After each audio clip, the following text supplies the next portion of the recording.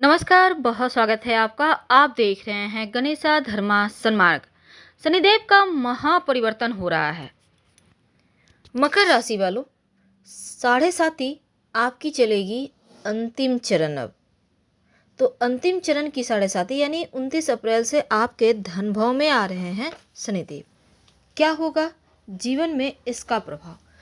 अंतिम चरण का साढ़े साती का चलने का मतलब क्या होता है?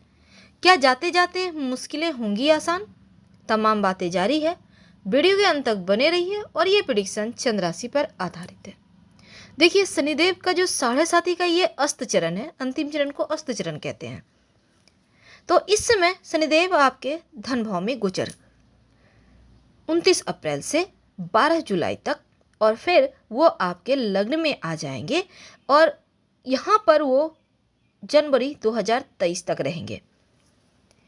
तो जब आपके धन भाव में आएंगे शनिदेव, तब आपका जो धन भाव में बैठकर ये आपके पर्सनल लाइफ, धन के मामलों में थोड़ी सी मुश्किलें देंगे, क्योंकि अभी तक जो आपने साढ़े साती के दो बहुत ही ज़्यादा बहुत मुश्किल भरा समय देखा, उनसे राहत जरूर मिलेगी। क्योंकि यहाँ से अब धीरे धीरे उतरती हुई साढ़े साती आपको राहत देने लगेगी। लेकिन फिर भी इस समय भी कुछ बातों का आपको ध्यान रखना चाहिए।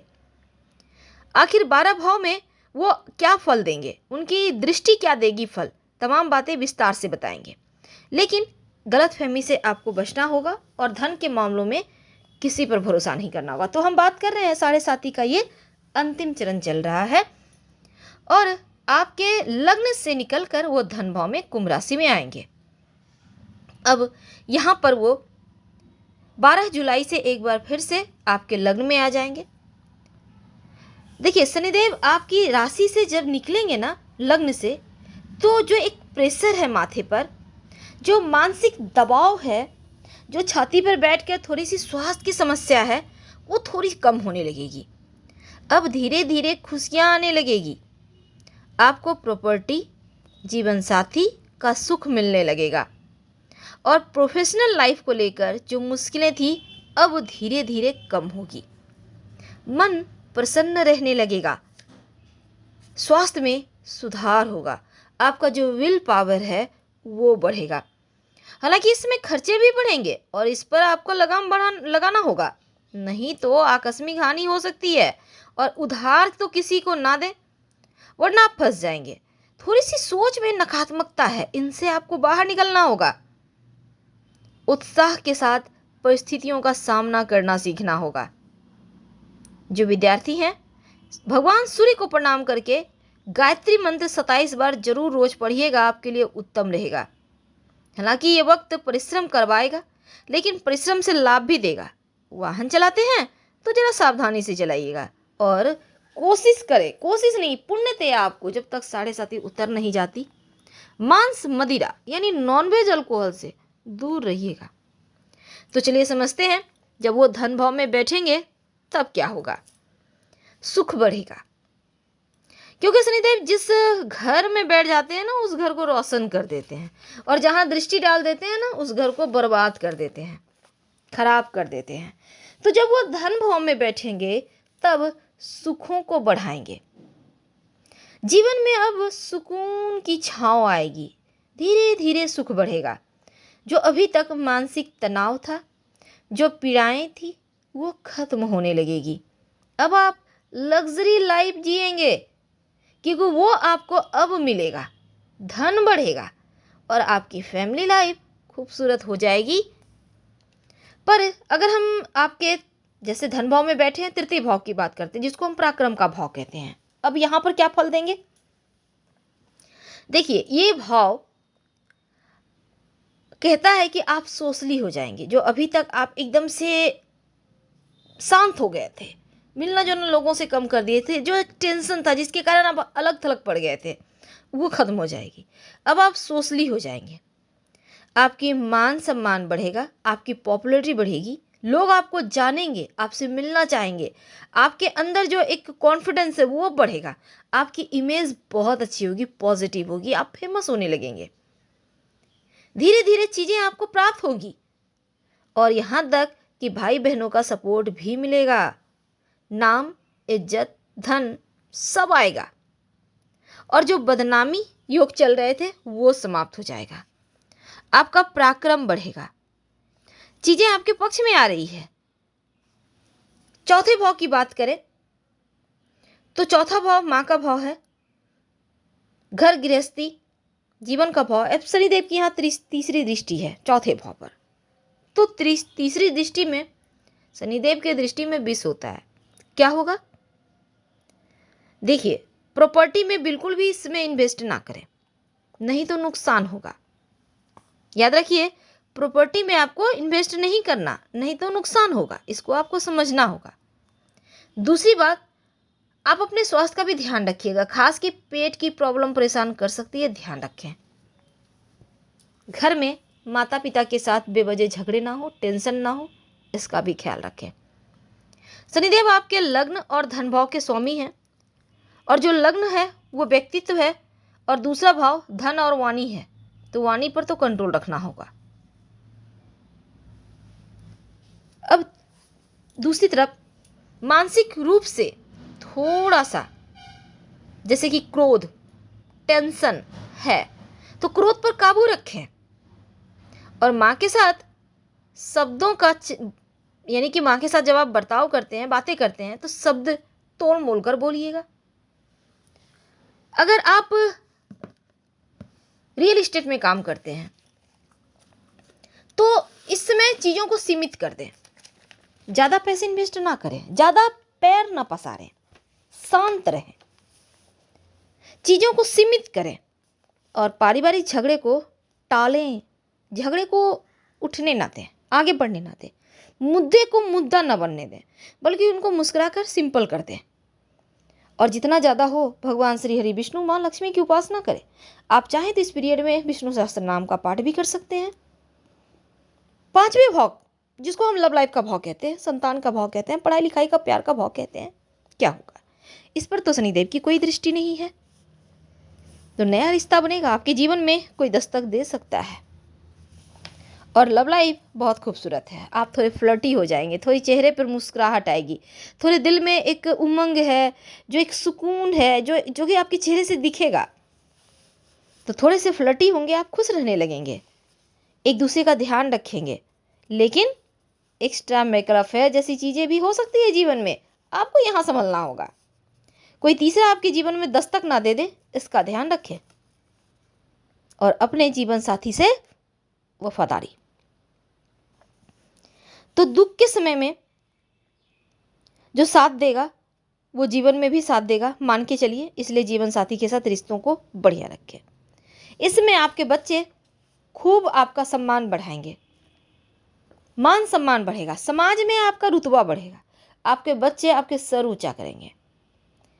संतान प्राप्ति के भी योग बन रहे हैं, तो अभी तक अगर संतान प्राप्त नहीं हो पा रही थी, आप मुश्किल में थे, सोच रहे थे कब होगा, तो आप खुश हो जाइए, क्योंकि संतान प्राप्ति की प्रबल संभावना बढ़ेगी और जो पेट की समस्या है, मुश्किलें हैं, उससे वो समाप्त हो जाएगी। हाँ, नॉनवेज थोड़ा कम खाइएगा, इस समय बंद कर दें तो अति उत्तम है। अब जाते जाते शनिदेव अगर थोड़ी मेहरबानी कर रहे हैं तो आप भी थोड़ी मेहरबानी कर दें। अब छठे भाव की बात करते हैं, जिसको हम रोग, चोट, ऋण, कर्जे, शत्रु का भाव कहते हैं। शत्रु परास्त होंगे, वो आपको परेशान नहीं कर पाएंगे। अगर कोई भी कोर्ट कचहरी का मामला है तो वो भी सुलझ जाएगा और स्वास्थ्य भी आपका उत्तम रहेगा, इसलिए यहाँ पर टेंशन नहीं है। दाम्पत्य जीवन, सप्तम भाव की बात करते हैं, जिसको हम पार्टनरशिप का भाव भी कहते हैं। अगर आप अविवाहित हैं तो इस पीरियड में आपका विवाह होगा, आपका जीवन साथी हर कदम पर आपका साथ देगा।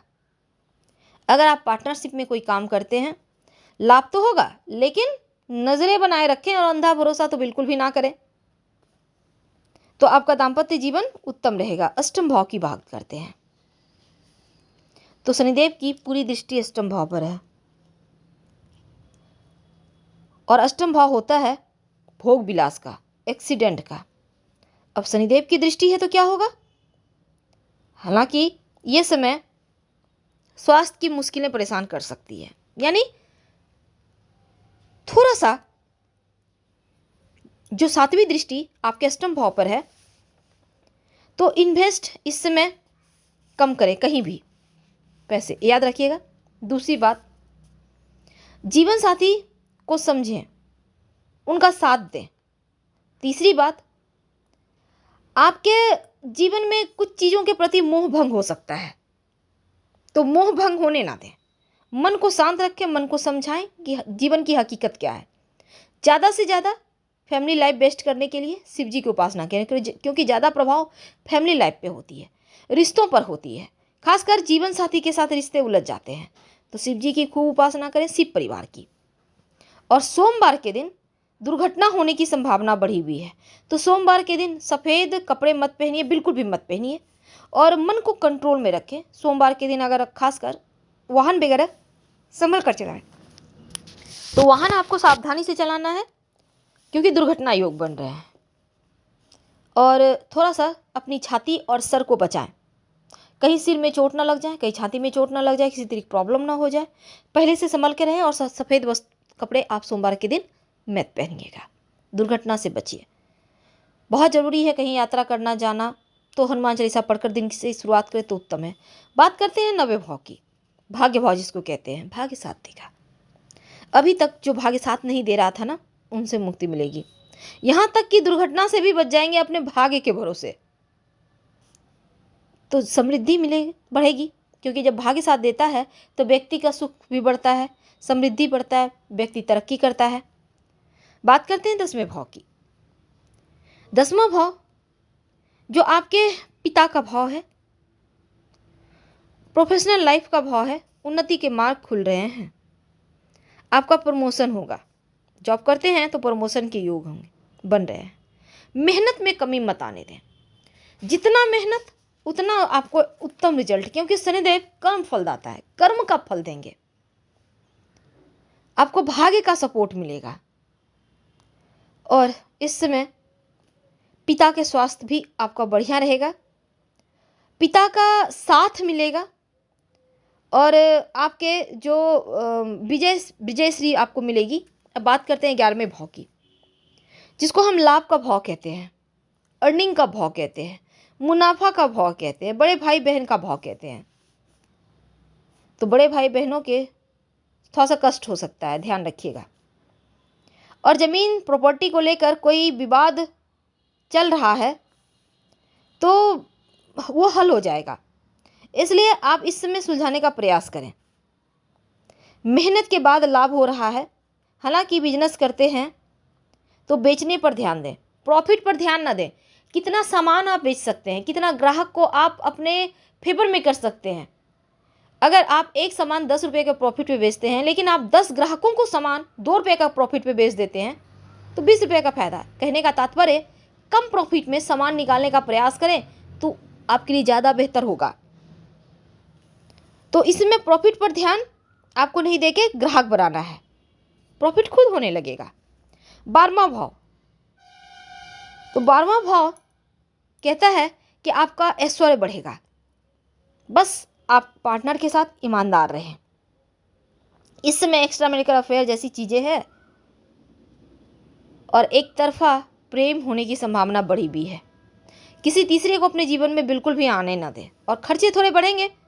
हालांकि सुख बढ़ रहा है, सुख आएगा, आपकी सेविंग आपको करना होगा। खर्चे बढ़े हुए हैं तो खर्चों पर कंट्रोल रखें। स्वास्थ्य उत्तम है, लेकिन माँ के स्वास्थ्य का आपको इस 7.5 का उतरते हुए आपको ध्यान रखना है। क्या करें, एक तो शनिदेव को मनाएं, आपके राशि के स्वामी भी हैं। रोज शाम में ओम शनिश्चराय नमः का जप करें, और शनि चालीसा का पाठ कर सकते हैं। गरीबों की हेल्प करें, किसी का दिल न दुखाए। हम आपसे विदा लेंगे। हर हर महादेव, धन्यवाद।